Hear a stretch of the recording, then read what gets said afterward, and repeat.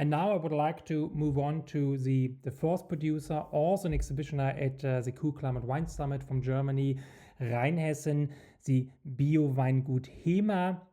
HEMA is family-driven, more than 40 hectares in size. That's very typical for Rheinhessen producers. They are fairly large, despite being family-driven vineyards. It's here Andreas HEMA, together with his brother and his nephew, running the winery, creating a wide portfolio of different styles of wines, from very lovely, easy, drinkable goods wine level to fairly high level like single vineyard wines, and then also like something like Solaris. So they are a member of Ecovin.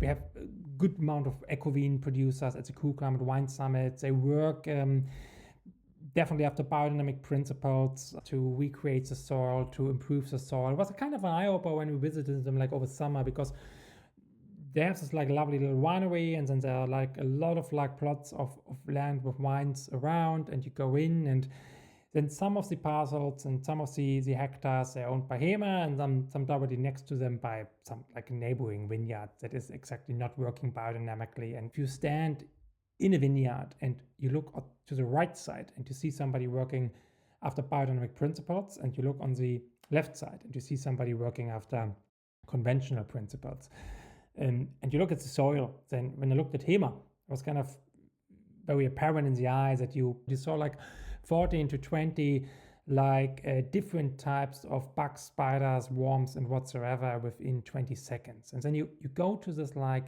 vineyard on the left that is like conventionally driven, and you don't see anything. It's just soil. You don't see any animals there. This is the kind of very interesting takes that I invite you to when you're ever in a vineyard at some point of time.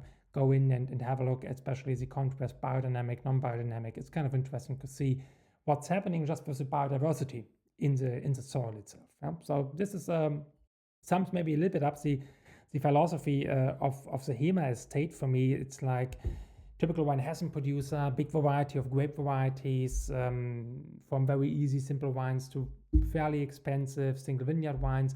But most important thing is they try to do things as clean as possible and as lovely as possible.